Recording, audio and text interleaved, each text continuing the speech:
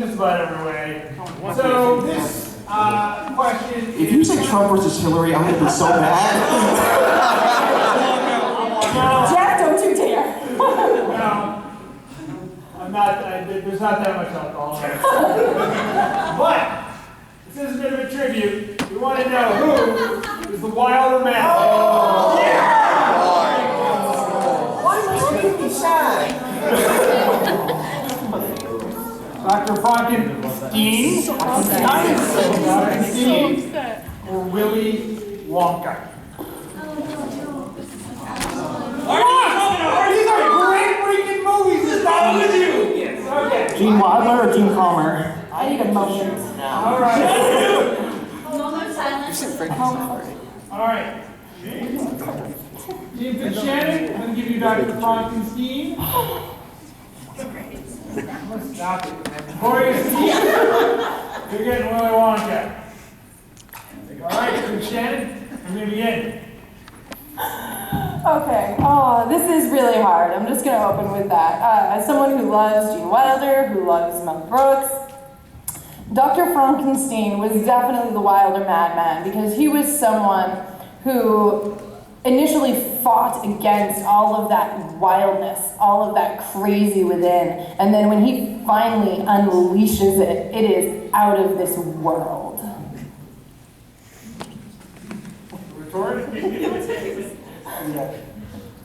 I can only think of one thing right now. Come with me and you'll see in a world of pure imagination. You realize you messed up that theory, right? That's literally one of the first songs I ever learned when I was a kid. The Candyman, I got literal goosebumps right now. You literally made me speechless. He was, yeah, he's having this is the first year. Gene was an artist that unlike any other. The Wilder character was Willy Wonka, and it was because he went to a contest to find kids that was suitable to take over a chocolate factory. Worldwide, United States wide. Charlie was just an example of one child that he possibly could have selected. And when he comes out that factory the first time, when he makes his introduction and he tumbles over without having the cane, you remember that. You remember every single second. Now, nothing against nothing against Frankenstein whatsoever. That was a madman of its own self. But a madman that takes care of dead bodies versus a madman that fools around with children. Well, actually, that sounds right. That fools around with children's minds is something that's weird. So let's get to the debate before you make it any weirder. Okay, so as we get to the opening debate, Gene Wilder, the amazing man who he was aside, let's look at the characters themselves, okay? Remembering him as Willy Wonka, the most mad part of that movie was a creepy boat ride. Okay? No, that was the most memorable mad moment. See, the thing is with Frankenstein, he becomes mad throughout the film. He doesn't start off as a madman. You see it. My man was a madman from the beginning. He was coming out tricking children. Which isn't hard. He made a blueberry. He made a girl into a blueberry. Let me say He something. had to juice a little girl. Okay. I haven't seen girls. You don't juice little girls. All right. Not touching that. Believe me when I say, tricking children is not that difficult. I'm a teacher, I know. Too much information. They're easy, okay? The boat ride was a test to weed out the children. It was to test them, obviously. Right, and they were all little twerks, but we're not talking about the children. Not all of them. Let me talk to you about it. I'm gonna throw a microphone at him. Okay. All right. So you can remind Frankenstein, he could have used his brilliance for something else. Sorry. Okay. So, getting back to the characters themselves, you look at Frankenstein, who he proclaims himself to be by the end of the movie, when he embraces his inner mad scientist. You look at that process he goes through, trying to hold it all in. You talk about memorable scenes, and he transmitted chocolate through television. And madness Who coming does out. that? You made it smaller. for you.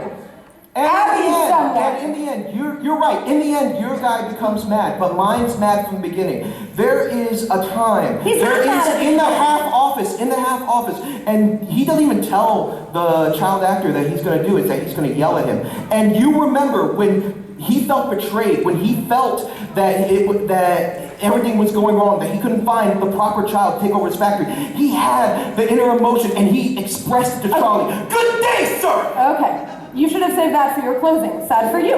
However, No, you look at that scene in the office. That scene in the office, when you look at the script notes, was designed that way to show that he was only half mad.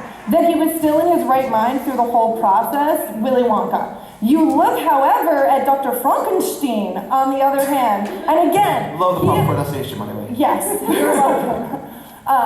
You look at the fact that, like I said, he contained that, but when he goes wild, he goes completely nuts. He starts sleeping with a woman who isn't his fiance. He brings a man back from the dead, a man who's not in his right mind, who's basically And wild. sings one of the hardest show tunes in the world, Putting on the Ritz, in eloquent style. In eloquent style. That shows he's not mad. Because anyone who can hit a high C over an F has to be in their right mind. No, it takes someone ridiculously wild to stand up there with Peter Boyle and do that scene. But we're not talking about the actor. You keep trying to shift it back to the actor. No matter what, either one of us can tug at this audience heartstrings because we all love Gene Wilder. We're talking about the characters. Willy Wonka made ice cream that can't melt. We're talking about Willy Wonka, who was a man with a plan. A little cuckoo, yes, but a man with a plan. Dr. Frankenstein, on the other hand, it was not about having a plan. It was about containing the madness until he realized that madness could not be contained. That's how he No, ended but up my standing in madness the was middle of the unleashed night. from the very first scene. The madness came from the very first scene. When we saw all those children trying to get all the chocolate bars. When you saw everybody trying to get in there. When you saw Slugworth manipulating the kids thinking they're going to get a payoff. The madness was there the entire time. It never stopped. Yeah, wait. I'll take the closing. All right. This has been a vigorous debate, but we're going to go to our final comments. You go ahead. Fascinated to hear what you got to say. I think just like this debate, it should come down to kind of the last closing statements. And in that fashion, you got to go to the end of the movie. Who ended the movie more mad? Willy Wonka? By the end, you're like, oh yeah, he's a little cuckoo and stuff, but he's just such a nice guy. He just did all this craziness as a test.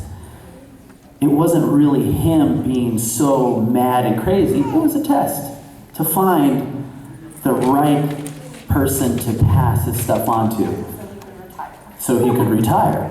That doesn't sound very mad to me.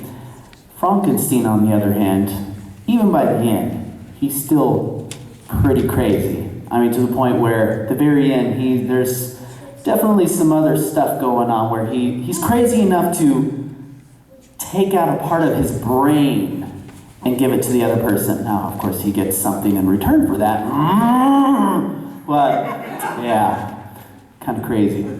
All right. You know they have some Final comment. He's not just crazy himself, he causes crazy around him. He causes people to go mad, or like, again, just the kids, the parents. The chocolate he creates. People go crazy over that. The world, they had people selling, the guy with the computer, he was offering the computer like chocolate. It makes people go crazy. It's not just him, it's his legacy. He gives it to Charlie, that's fine. But what is a Wonka bar? Willy Wonka. He is his candy. His madness will continue way before, or way after he's gone. All right. Big round of applause for these two.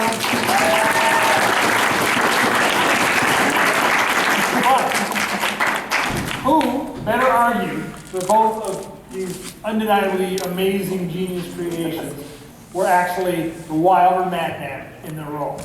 Was it Dr. Frankenstein?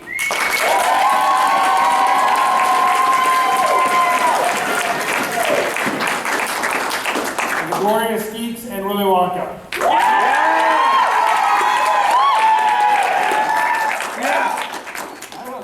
Close to me. Does anybody have a 20-second die? Ben, actually, who normally comes with his giant D&D screen, is not here. So we're going to do this one more time. So this is for all the marbles. All right? Was it? So Dr. Frankenstein?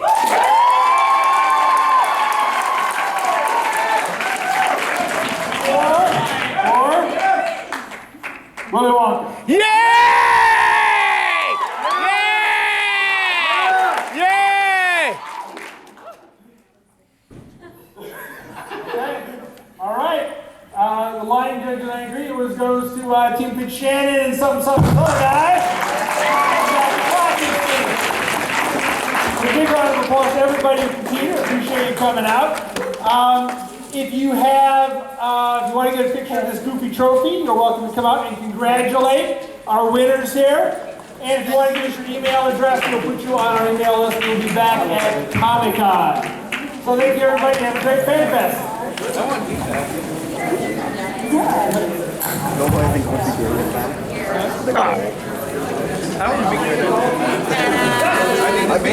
I can see the Polish.